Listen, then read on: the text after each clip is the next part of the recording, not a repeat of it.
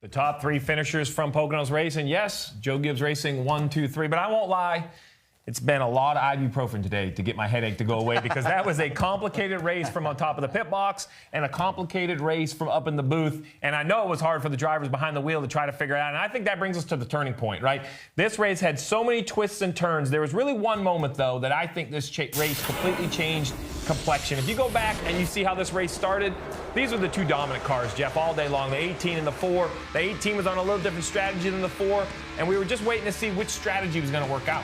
Yeah, you see right here the 18 getting by the 4 car. The 18, I think, had the fastest car for sure. He was in the best position. Looked like he had a strategy he wanted to play, and the 18 had a strategy. The 4 had a strategy they wanted to play. Then this happened. Right from a tire blowing on Chase Elliott, and now the games begin. DJ, everybody asks all the time, was that a good strategy? You tell me when the yellow is going to come, and I'll tell you if it was a good strategy. Yeah. This couldn't have been more perfect for Kevin Harvick. He had just pitted, which meant he was going to get track position. And then, in my mind, it was okay, you were unlucky. The 18 just needs to come to pit road. I think this is the moment that the 18 eliminates himself from competition. Baffles me why they didn't pit. Yeah, I wasn't sure about this, and I've never been a crew chief, and trying to make those decisions is very difficult. And I know you have a strategy going in, but I think right here, Adam Stevens could have deviated away from that and said, okay, now we have to look at the hand that we've been dealt. It's not going to be easy, but it's still doable until they made this choice to stay out. And the problem is they stay out. This is only 14 laps later. They didn't even have enough fuel to get to the end of stage 2. The easiest way to pass somebody is when somebody takes a hard left turn in front of you. He does. It gives the 48 the lead, who also stayed on the racetrack. But that was a stage conversation. Ryan Blaney spins out. And guess what? Jimmy Johnson, go back to segment 1, is only his second stage win of his career, if you can believe it. There's no way that's right. Yeah, I heard that yesterday, and I thought, no, that can't. You're missing a number either in front of that or behind it, one of the two. And then, listen, it's Pocono. So, of course, we're going to have a caution right outside the fuel window right here. You see the 47 hard impact. Glad to see he was okay. Lots of hard impacts in turn 1 over the years at Pocono. As I said, 45 laps, 44 laps. We thought everybody could go 40. Right here, you're going to see the 18 come back on the racetrack. I'm not going to disagree with this call because at this point, it's a Hail Mary. He doesn't have a choice. You see all the cars in front of him. I like pitting. That's easy to say on Monday. I think this is a good idea, but it was a little bit of a gamble. Right here really impressed me, though, Jeff, because not only does the 11 take 2 tires, but watch this little pause right here. You see that car doesn't go? That is the crew chief making sure it's full of fuel. The 4 car opts for 4 tires, but loses a little track position. Yeah, he lost a lot of track position, and after the race, you heard Denny Hamlin say he knew Eric Jones didn't have as much fuel as he did because he saw the 20 not make that little pause. So that gave him the reason just to push him hard. The Hail Mary for Adam Stevens. He needed a yellow before they ran short on fuel. It didn't happen. You see Kyle Busch. He has to come to pit road, and it goes all the way back to lap 84. That's when this race got away from the 18. But what this really did, though, guys, is set up one heck of a run to the finish. Because with the 18 out of the way, let me just set the stage. It was basically the 20, the 11, the 19 playing chess at 185 miles an hour of how fast can you go and save fuel. Kevin Harvick, surprisingly, I'm not going to question their fuel mileage, but Rodney Childers is running the whip. We're good on fuel. Go get him. And, boy, Kevin Harvick was coming. He was 10 seconds behind there at one point in that and past cars. And I'm like, there's no way that they're even considering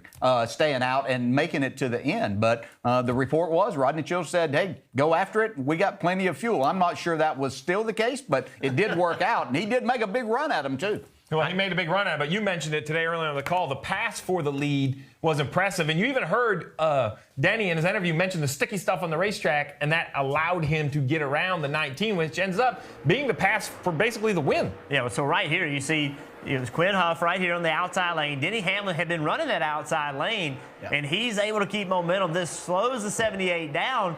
And now what's Denny Hamlin going to do? I'm sitting there calling it like he's going to have to push him out of the way. But Quinn moves out of the way, trying to stay out of this race, and that gives Denny Hamlin the outside. Historically, that's not where you want to be, but that application of that PGA1, that sticky stuff, that allows Denny Hamlin to run this outside lane with the right side tires in it and complete this pass. Yeah, completed the pass, and he would go on from there and pass his teammate Eric Jones on the outside. Just a lap later, down in turn 1 again, utilizing that very thing again. So knowing the situation and what you have drive there and playing the game of, I think Denny Hamlin did a great job of probably saving more fuel than the others when he was sitting there running third, just waiting and waiting till that right opportunity came to make that move and then be able to go after it and pull it off. So then my nerves instantly switched, though. The question was, could the 11 hold off the 20 and the 19 in the closing laps and save fuel? Would Kevin Harvick get there? Nope. We're going to have a restart. Guys, take me through these restarts and how Denny Hamlin kept the lead. Well, Denny Hamlin's in the preferred lane. Eric Jones with a great big push right here. I think, that's huge. These pushes today are such a big part. Martin Truex Jr. on the bottom. You heard him say on the bottom, there's nothing you can do. That is really not the place you want to be.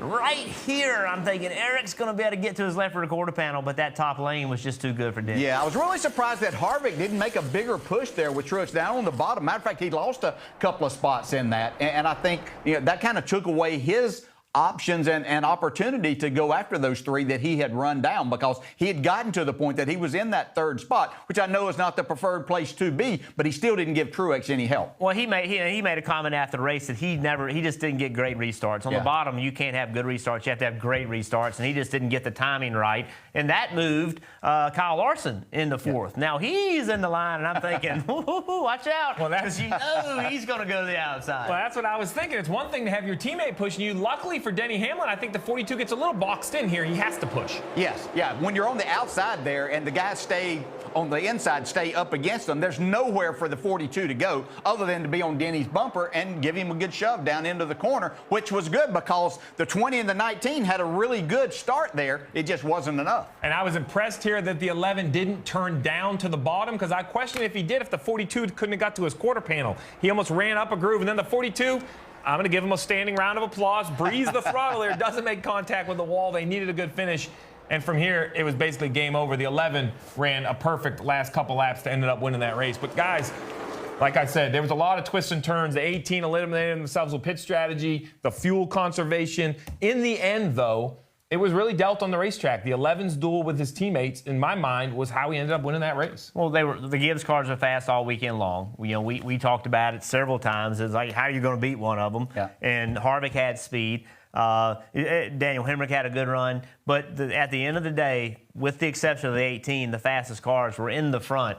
And some of that was strategy, but they had the fastest cars. And when they got there, they were going to be really hard to get around. Yeah, and you talked about the move that Denny made out of turn one, not turning down and maybe trying to block the 20s run. Well, if he does that, the 42 might get enough air to the nose not to push up there and have to breathe the throttle. I applaud Kyle Larson. We don't say many times that he made a decision to come out of the gas, because he stays in it pretty much all the time. But this kept him out of the wall. They had a tough couple of weeks, but right here he just has to get out because he's getting no air to the front. So if Denny would have pulled down, he might have had that and been able to make a big run, and things might have turned out a little bit differently. Who knows? I don't know that Denny was going to get past, but good decisions that Denny Hamlin made all throughout this race. And what a year for Denny Hamlin, guys. I mean, really, let's think about that. This is a guy that went winless last year. That was a big story. I mean, him and Jimmy Johnson were kind of in that bucket together. I had heard some whispers like, hey, there's a lot of drivers at Joe Gibbs Racing. When is Denny Hamlin going to be? He put those whispers to bed at Daytona. And in case you thought they were going to come back up, he's continued to win. You see right here, 3 wins, 18 playoff points. I'm going to have to start putting Denny Hamlin in that category as the best one to have never won a championship. Could this be the year that he crosses that off the list? Well, how about his crew chief, too? Yes. His first year as a Cup crew chief and doing a really good job. And he deserves a tremendous amount of credit. And Denny believed in him from day one.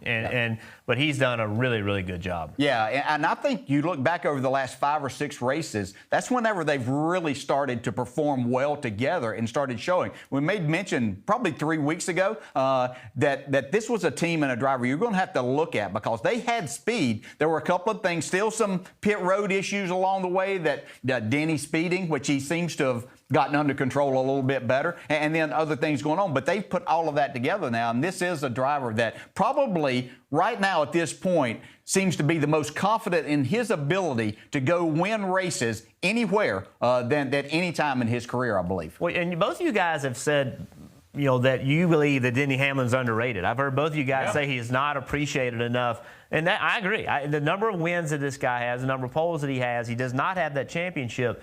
But when his best opportunity to win a championship, he wasn't ready. That's right. Right? He just wasn't ready. Yes. And that's okay, right? Yeah. That's okay. He is now. Yes. If you take Denny Hamlin to Homestead with a shot to win a championship, he's 100% ready. He's been ready for many, many years. He just wasn't ready when that right time came. He's ready now. He would be hard to beat at Homestead with a shot. Let's be clear. I believe in racing karma. I know he was beating himself up for not moving the 4 out of the way more at New Hampshire. I think this is the racing karma coming back saying, hey, you gave him a shot. You pushed him up the racetrack. You got inside him. You didn't wreck him. And because of that, you're going to reward him with another shot to win the race. Hey, Motorsports fans, thanks for watching. Make sure you hit subscribe before you go for all the latest news and highlights across motorsports.